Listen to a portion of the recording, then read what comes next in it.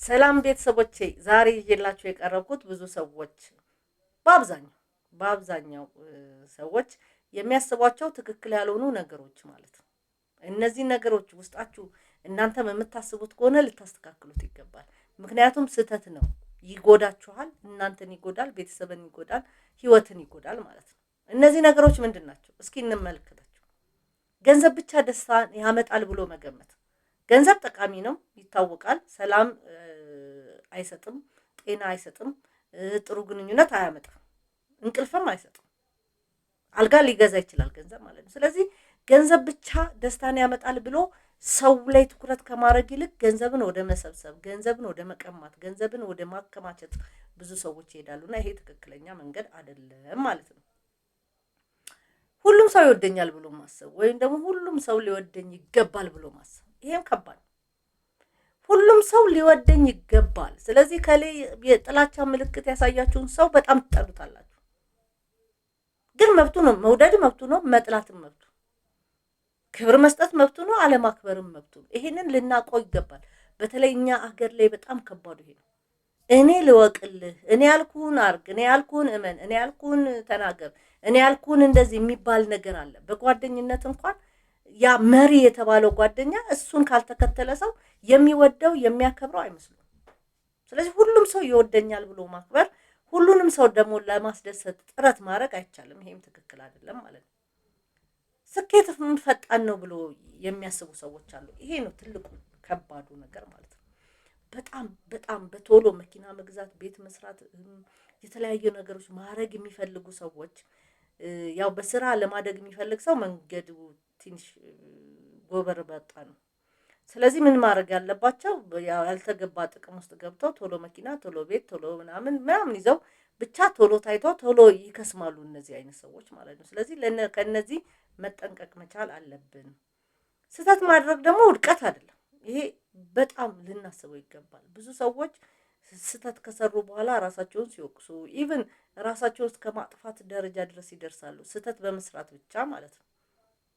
ይሄ አይገባም። ስህተት ከስህተታችን ምን ልንማር ይገባል? ትምህርት ልንወስድ ይገባል። ማለት ዛሬ በጣም የማይገባ ስህተት ሊሆን ይችላል፣ ግን ምን መሆን መቻል አለበት? ከስህተታችን ልንማር ነው የሚገባው ማለት ነው። ፍቅር ብቻ ግንኙነቱን ያቆማል ብሎ ማሳየትም እንደዚሁ እምነት፣ መግባባትና አክብሮትን ያስፈልጋል።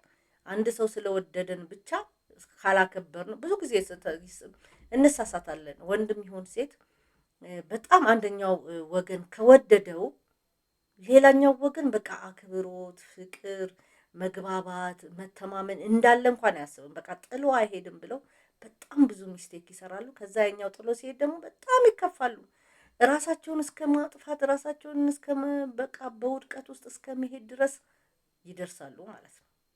ይሄ መስተካከል መቻል አለበት። ጠንካራ ሰውም ደግሞ አያለቅስም ብሎ ማሰብ ማለት ምን ማለት ነው? የሆነ በደስታም ይለቀሳል፣ በክፋትም ይለቀሳል። ኖርማሊ ግን ማልቀስ የውስጥ ስሜትን የሚገልጽ ነው። የማሳካትም የመሸነፍም የሁለቱ ምልክቶች ስለሆነ ጠንካራ ሰው አያለቅስም ብሎ ማሰብም ጥሩ አይደለም ማለት ነው። ደስታን ወደፊት ብቻ ይመጣል ብሎ ማሰብም ጥሩ አይደለም።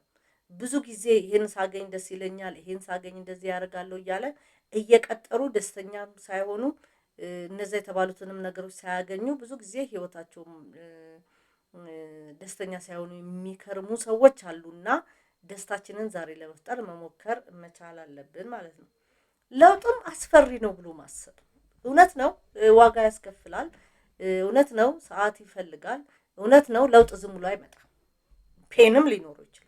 ግን ያንን መቀበል ነው። ፈርተን መቅረት መቻል ስለሌለብን ለውጥ ሁሌ ያስፈራል ብለን ልናስብ አይገባም ማለት ነው። ሁልጊዜ ጠንካራ መሆን አለብኝ ብሎ ማሰብም ይሄም ከባድ።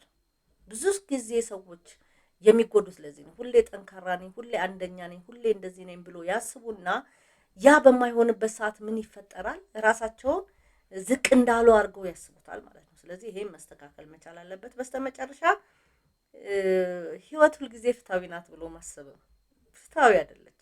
ሁልጊዜ ፍትሃዊ ናት ብላችሁ ባላንስ እያደረገ ይሄዳል ብላችሁ ልታስቡ አይገባም ማለት ነው። እና ሁልጊዜ ህይወት ፍትሃዊ አይደለችም። ቤተሰቦቼ እንግዲህ ዛሬ ያስኩላችሁ ይሄን ይመስላል። እነዚህ ነገሮች በውስጣችሁ ካሉ ደግሞ መስተካከል ያለባቸውን እንድታስተካክሉ ጋብዛችኋለሁ። አመሰግናለሁ። ላይክ፣ ሼር፣ ሰብስክራይብ እንድታደርጉ ጋብዛችኋለሁ።